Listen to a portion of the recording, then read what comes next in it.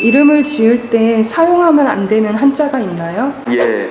첫째가 이름 지을 때 특히 구한문 할 때 가장 사용해서는 안 되는 자가 있어요. 지금 이제 구한문을 약간 맛배기로 보여주는 거거든요. 여기서 보면 절대 성명학에서 사용해서는 안 되는 자 보면 이 착할선, 그 다음에 맑을수, 도우루 같은 경우 성명학에서는 무수히 많은 한문 중에서 절대로 써서는 안 되는 자 중에 바로 착할선이나 맑을수, 착하다, 깨끗하다, 청결하다라는 것은 성명학에 쓸 수가 없어요. 흰백자도 쓸 수가 없어요. 제가 엄연히 말씀드렸어요. 저는 공자님 한문법을 해서 구한문법을 한다고요. 착한 자가 사람들에게 마음을 많이 다칠 것인가, 더러운 자가 사람들에게 마음을 많이 다칠 것인가, 이 차이점을 둔 거였거든요. 그래서 실제적으로 구한문법을 풀이한다면 이렇게 풀이해요. 착할 선이라는 것은 나를 희생함으로써 주변을 도왔지만 주변 사람들은 오히려 나를 이용하고 나를 오히려 이용만 하려고 하다 보니 내 마음을 많이 다치게 한다라는 뜻이에요. 그래서 주변 사람들한테 딱 물어보세요. 착할 선을 쓴다던가 맑을쑥을 쓰는 사람들한테 물어보세요. 뭐라고 하냐면 뒤통수 많이 당했죠? 이렇게 물어보면 그 사람네들은 100이면 100, 예, 저 사람들한테 뒤통수 많이 당하고 많이 속았습니다, 이렇게 말할 거예요. 이게 바로 구한문법이라는 거예요, 자체가. 그런데 이 구한문법을 정확하게 모르는 자들이 성명학을 하다 보니까 문제가 생긴 거예요. 그래서 성명학을 할 때는 획수풀이, 오행풀이, 사주풀이 이미 정립되어 있는 거 그대로 올리면 돼요. 그러나 문제점이 뭐냐면 구한문은 어떻게 할 것이냐 이거죠. 공자님이 풀이한 구한문은 어떻게 풀이할 것이냐 이거죠. 그래서 맑을쑥이라는 것은 착할선하고 맑을쑥이 틀려요. 착할선은 내 마음을 다해 주변을 도왔건만, 그리고 맑을쑥이라는 건 내 감정을 다해 주변을 돕는다라는 의미를 줄 수 있어요. 그러나 의미 뜻은 똑같은 뜻이에요. 뒤통수 당하는 건 똑같아요. 그래서 바로 성명학을 할 때는 착할선이다, 아니면 맑을쑥, 깨끗하다, 남을 돕는 이런 그 한문을 절대적으로 쓰면 안 돼요. 절대 명심 또 명심해야 돼요. 그리고 흰백자도 마찬가지예요. 흰백자도 깨끗하잖아요. 깨끗하면 쉽게, 예를 들면 백지라는 게 뭐예요? 이면지 많이 쓰죠. 공책 많이 쓰고 책 많이 쓰죠. 맨 처음에 깨끗하죠. 백지는 왜 있는가요? 더럽히라는 얘기예요. 쓰라는 얘기예요. 쓰다 보면 지저분하다는 얘기예요. 지저분한 상처를 많이 입었다는 뜻 아니에요. 그래서 바로 흰백자도 이름자에 쓰지를 않아요.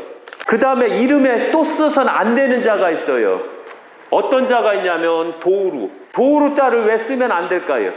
남을 도와주기만 해서요? 남을 돕다는 것은 좋은 뜻이에요. 그런데 남 좋은 일을 할 때는 꼭 내가 여유가 있어야지만 남을 도울 수 있는 거예요. 그러니까 내가 엄청난 부자고 내가 엄청난 재복이 있는 사람이 남을 도울 때는 문제가 안 되는데, 똥구녕이 찢어지게 가난한 자가 남을 돕는다면 어떻게 될까요? 더 가난해져요. 더 가난해지겠죠. 주변에서 많이 봤죠, 호구들. 집불도 없으면서 남 좋은 일을 엄청나게 많이 하죠. 이게 바로 도우루자를 쓰게 되면 집불도 없으면서 남 좋은 일을 엄청나게 많이 한다는 뜻이에요. 그럼 이름자에 쓸까요? 설령 나는 썼어요. 나는 좋은 일을 많이 했어요. 그런데 내 자식이 호구짓을 하고 다니면 어떻게 될까요? 부모로서 환장하죠. 그러면 써야 될까요? 안 써야 될까요? 안 써야 돼요. 지금 성명학을 하는 자들이 보면, 하는 분들이 보면 구한문을 못하고 또 심지어는 뭐 성명학을 3개월 속성 과정이 있대요. 이런 한심한 일이 어디 있어요? 제가 성명학을 하는데 20년이라는 세월이 걸렸어요. 성명학을 하는 데 있어서 관상, 손금, 사주, 그 다음에 독심술, 그 다음에 모든 거 이치를 다 깨우친 다음에 성명학을 하고 구한문을 깨우친 다음에 성명학을 한 거예요. 구한문을 모르는 자는 성명학을 하지 말라. 절대 하면 안 돼요. 구한문을 모르는 자가 성명학을 할 때는요. 왜? 다른 건 다 맞출 수 있지만 이름 뜻을 못 맞출 확률이 가장 높아서 그런 거예요. 구한문 자체 이름 뜻이 바로 얼굴을 뜻하는 거예요. 그 획수는 바로 몸통을 뜻하는 거예요. 몸통, 상몸통, 그 다음에 오행은 하몸통을 뜻하는 거예요. 그럼 나머지는 어떻게 할 거예요? 머리가 없는데요. 머리가 없는 성명학은 하지 말라. 구한문은 바로 그 생각을 주는 거예요. 그래서 오늘 정확하게 한문 뜻에 대해서 구한문도 약간 가르쳐 주는 거거든요. 요자만 조금 깨우치면 나중에 접목만 시키면 누구나 다 구한문을 할 수 있고, 구한문을 하면 바로 이 시대의 신이 되는 거예요. 바로 신의 예언은 미륵이든 뭐든 간에, 정도령이든 뭐든 간에 2000년 후의 새로운 미륵, 새로운 공자, 새로운 신은 바로 구한문을 깨우친 자만이 그 신의 반열에 오를 수 있어요. 만약에 구한문을 못 깨우친 자는 절대 신이라고 하면 안 돼요. 그리고 또 하나 써서는 안 되는 자가 머론이에요. 머론은 왜 쓰면 안 될까요? 내 운명을 정할 때 가차 있는 게 좋을까요? 먼디 있는 게 좋을까요? 가까이 있는 거. 그런데 머론이라는 뜻은 멀리 돌아간다는 뜻 아니에요. 쉽게 갈 것을 안타깝게도 욕이 아니라 저만치 가서 가져오는 거예요. 그럼 인생사가 얼마나 힘들겠어요? 인생사가 깝깝하겠죠? 네. 그래서 바로 머론은 쓰면 안 되는 거예요. 장명하는 사람들이 간혹가다 머론을 써서 저한테 확인받으러 오는 경우가 있거든요. 그럼 머론 쓰면 제가 무조건 개명하십시오 라고 그래요. 그리고 머론 쓰면 사업하지 마십시오. 왜? 쉽게 요만큼이면 사업이 이루어지는데 안타깝게도 머론을 쓰면 엄청나게 돌아가는 거예요. 다른 사람보다 더 고생하는 거예요. 그래서 머론자를 자체적으로 쓰면 안 돼요. 그 다음에 써서는 안 되는 자가 터기 같은 거예요. 그 다음에 토자를 쓰면 안 돼요. 턱이나 토자, 땅에 관련된 자를 쓰면 안 돼요. 땅에 관련된 자, 땅지도 안 돼요. 왜 그럴까요? 정확하게 사람네들은 알아야 돼요. 말씀하셔도 돼요. 그래서 턱이라는 것은 가만히 보면 땅 파고 살면 잘 살까요? 못 살까요? 땅에 관련된 모든 자는 잘 되면 본전, 그렇지 못하면 본전도 못 찾는다는 뜻이 바로 턱이나 땅지에서 나타나는 거예요.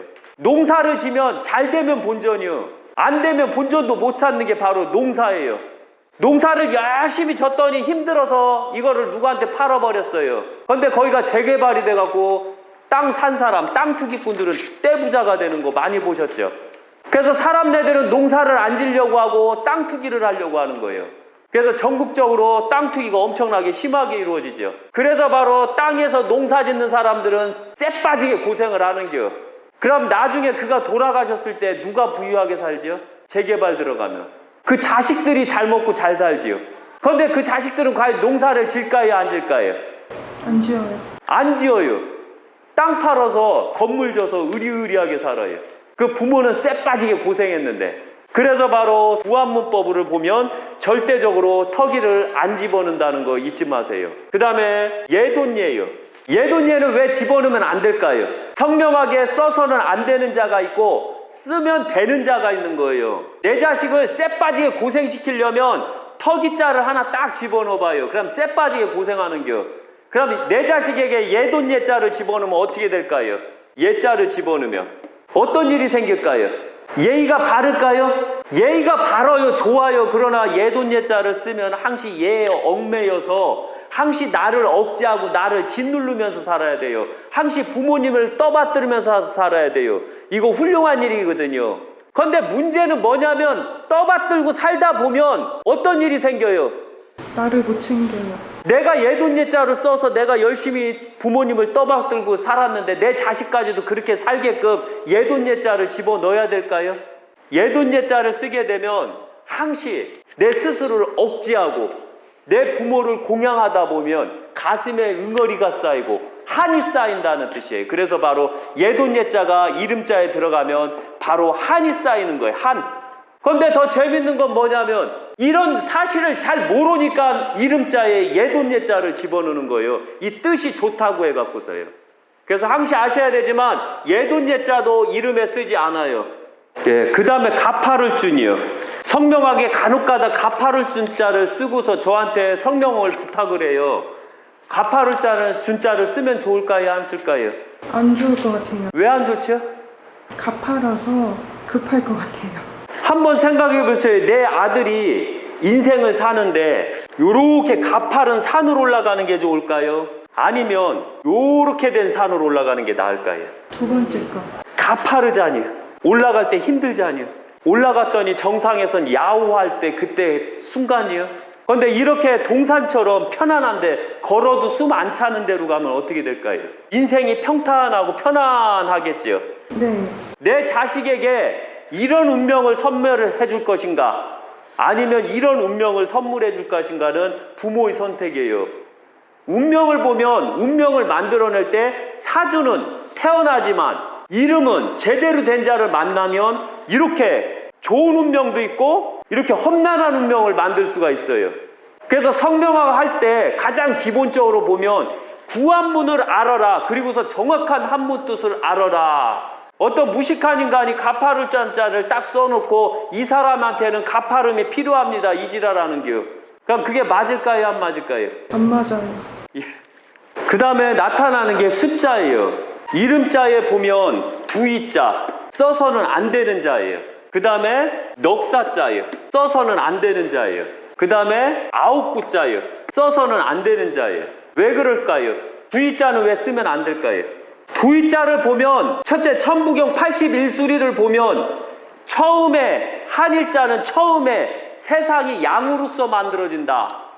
양으로서 만들어지면 분열하고 충돌하여 양분돼서 쪼개진다라는 뜻이 바로 이 두이자에서 나오는 거예요. 분열한다. 분열을 말하는 거예요. 처음으로 분열됐으니 다시 양이 만들어져 석삼이 만들어진다 해서 이 석삼은 공자의 수가 되는 거거든요. 그래서 석삼은 다리가 3개 달린 의자를 어디다 놔도 흔들림이 없어요. 아시죠? 이래서 어디다 놔도 완벽하다는 뜻이에요. 그래서 바로 석삼에 하늘에서 내린 자가 바로 임금왕이 만들어지는 거거든요. 그래서 하늘 아래 땅 위에 중심을 잡고 하늘의 계시를 명확하게 받은 자는 당당하고 웅장하고 대범한 임금이다라는 뜻이에요. 하늘과 땅을 중간에서 다스리는 자가 바로 임금이라는 뜻이에요.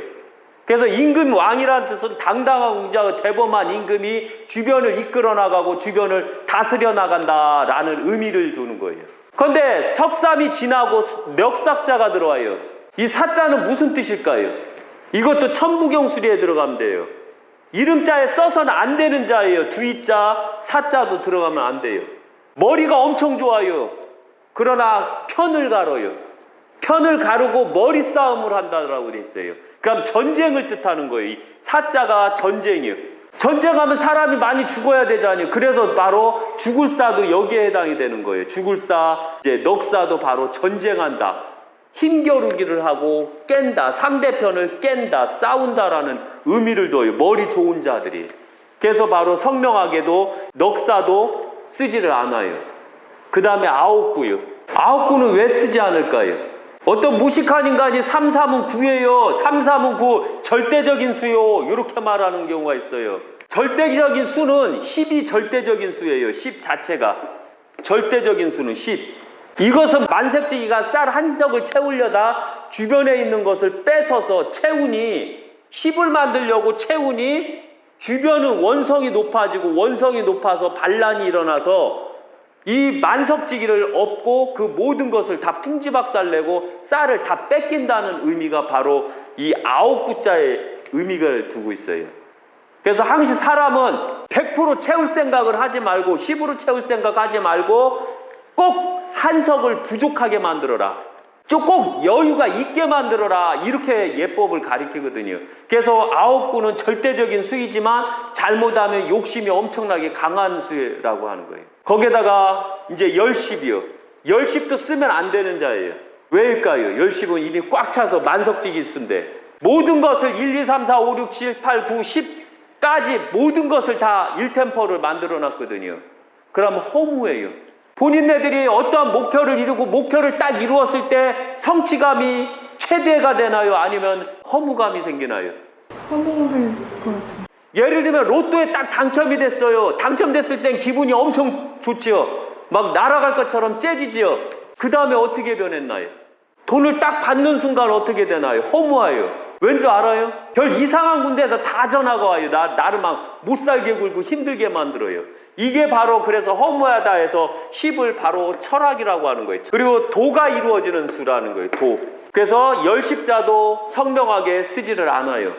그래서 성명학을 할 때 있어서 꼭 지켜야 되는 건 절대 써서는 안 되는 자가 있고 써야 되는 자가 있어요. 그래서 한문을 풀이한다면 이 너무 많은 자 중에서 선택을 해야 되는 거거든요. 그때 꼭 착하다, 깨끗하다, 맑다, 멀원, 턱이, 가파르다, 악한 자는 다 쓰면 안 돼요. 손해보는 자도 쓰면 안 돼요. 그 다음에 끝자리에 있는 자도 쓰면 안 돼요. 그런데 어떤 사람들이 이래요. 아들자는 어떻게 된 건가요? 그래서 여자 이름에 아들자자가 많이 들어가지. 명자, 경자 이런 식으로요. 그런데 제가 남자분들한테 힌트를 드려요. 아들자자 들어간 여자하고 무조건 결혼해요. 왜? 놀고 먹을 수 있어요. 내가 일을 안 해도 아들자자가 들어가는 여자하고 결혼하면 무조건 나는 놀고 먹을 수가 있어요. 왜? 여자가 남자니까요. 그러니까 집안을 위해서 열심히 일하고 열심히 돈을 벌어올 거 아니에요. 그래서 아들자자가 쓴 명자, 영자, 경자, 제자를 쓰면 무조건 될 거예요. 왜? 돈이 엄청나게 많아요. 그래서 구한문법이라는 것은 일반 한문법하고는 절대 틀려요. 구한문법은 이미 도인들이 깨우쳐서, 그러니까 공자가 깨우쳐서, 세상 이치를 깨우쳐서 사람은 이름을 짓되 그 이름하가 될 것이다 라고 이미 예언을 하고서 성명학을 만들어내신 분이 바로 공자님이세요. 제 유튜브를 보고 어떤 무식한 인간이 저한테 이렇게 썼더라고요. 천부경은 공자님이 만든 게 아니에요. 비록 보면 나와요 라고 해갖고서 제가 뭐라고 했는지 아세요? 댓글을. 공자님 시대에는 천부경을 그 누구나 개나 소나 학자라면 다 쓰고 있는 수예요. 천부경은. 그러나 그들은 기록을 남긴 적이 없어요. 공자님이 다 그 제자들하고 그 기록들을 다 주워 모아서 다 기록에 남겨놨던 거예요. 공자님이 안 계셨고 12제자, 72제자, 3000제자가 없었다면 현재 모든 문헌이 현재 여기까지 내려오는 건 없었어요. 다 말로 구전으로만 내려올 뿐이에요. 공자님이 있었기 때문에 바로 천부경이나 모든 숫자 개념이 바로 공자님으로부터 다 내려왔던 거예요. 주역은 주자가 만든 게 아니에요. 어떤 무식한 인간이 주역을 만들었다는 거예요. 주자는 공자님의 시빅이나 이걸 명확하게 구분하고 주역을 만들어낸 것 뿐이에요. 성명학도 마찬가지예요. 135점이 성명학의 만점이거든요. 그런데 보면 135점 나오는 성씨가 얼마나 될까요? 135점의 성씨가 나오려면 첫째가 사획, 그 다음에 팔획이 나와야 돼요. 팔획이 나오는 성씨에서만 135점이 나와요. 왜 그럴까요?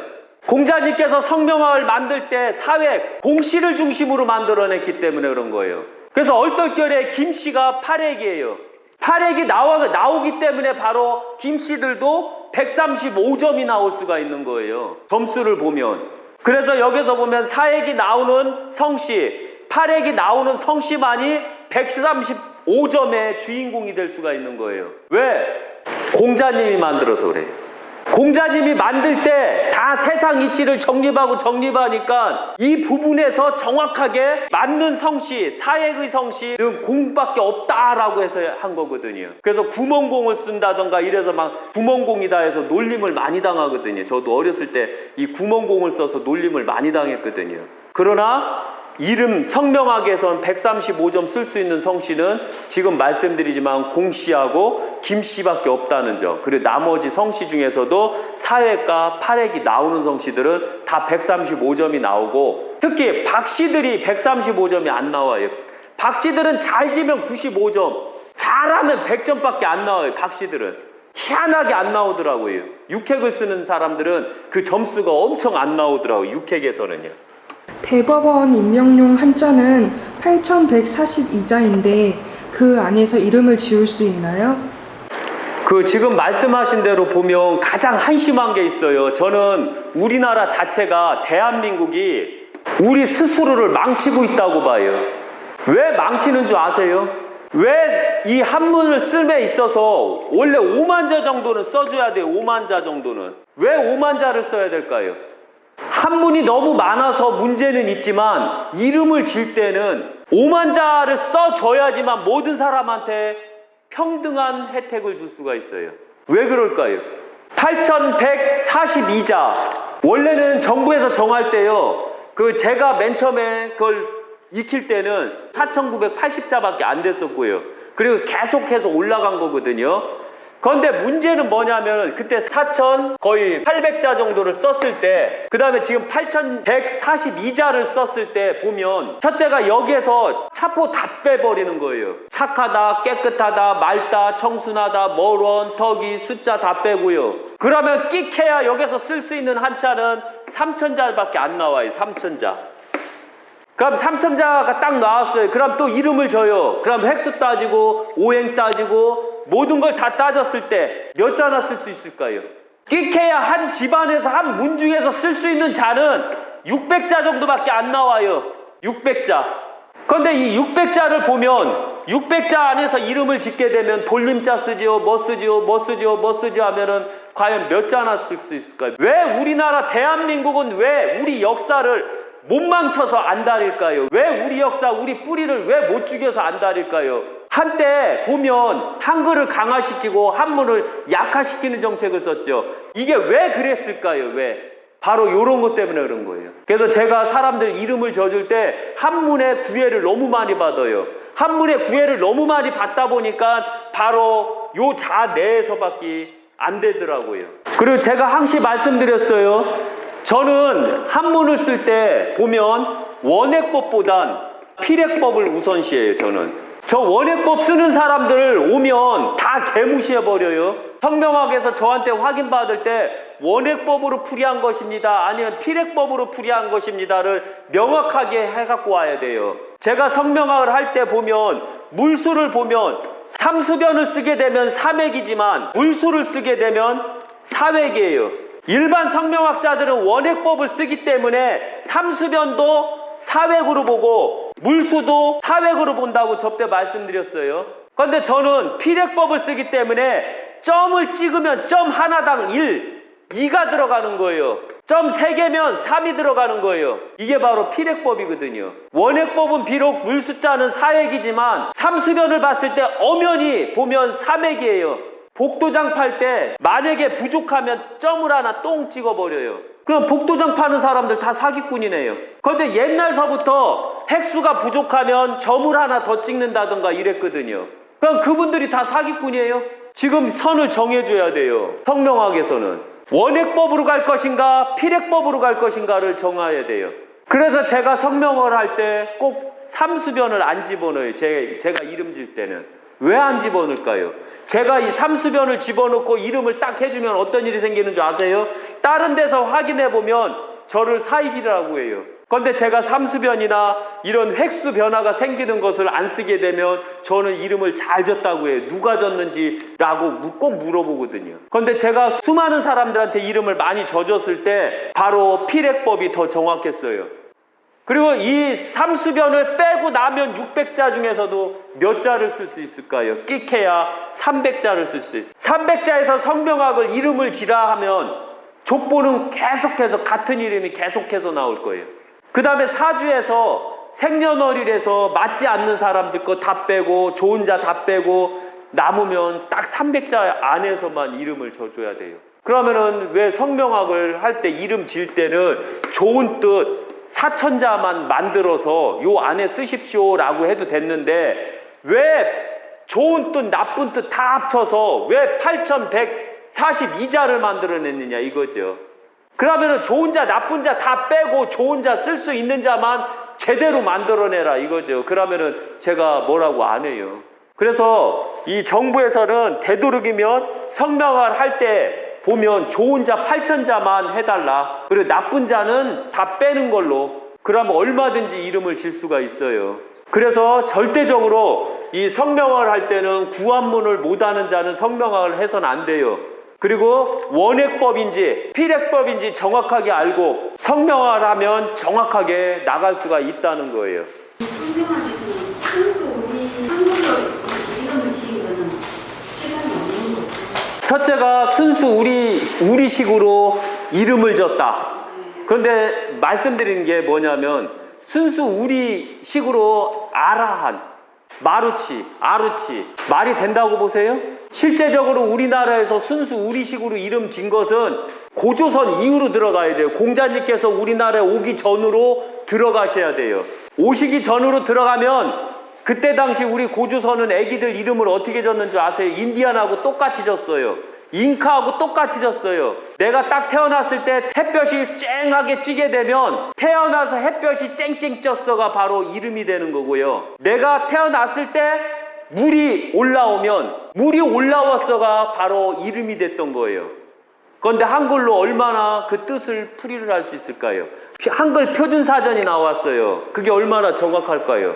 공자님께서 항시 말씀하시기를 이름을 짓게 되면 그 이름화가 될 것이다. 너는 이름하고 똑같을 것이다 라고 말했는데 한글 이름 갖고 온 사람들 대다수가 보면 그게 아니었어요. 틀렸어요. 그런데 한문 이름을 갖고 온 사람들 대다수가 보면 그 이름하고 똑같이 나가고 있었어요.